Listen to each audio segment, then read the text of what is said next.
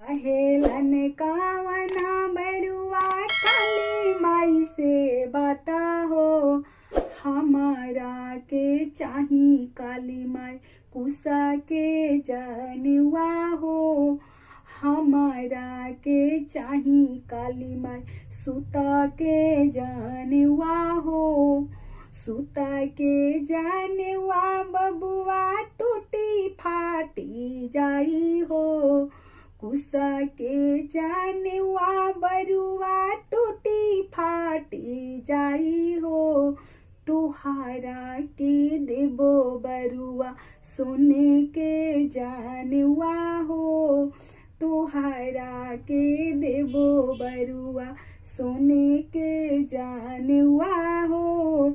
सोने के जनवा से मैया मंदिरा बनैया हो। सोने के जनवा से मैया मंदिरा बनैया हो।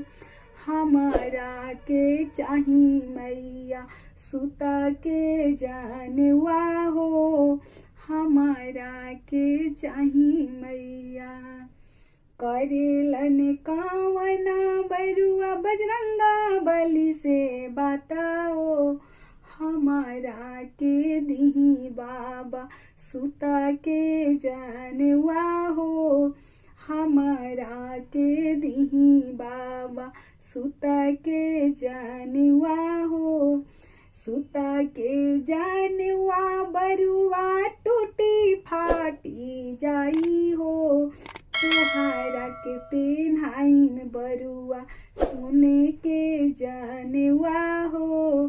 तोहरा के पेन्हाइन बरुआ सोने के जनवा हो। सोने के जनवा से बाबा मंदिरा बनैया हो। हमारा के चाही बाबा सुता के जनवा हो। हमारा के चाही बाबा सुता के जनवा हो। हमारा के चाही बाबा।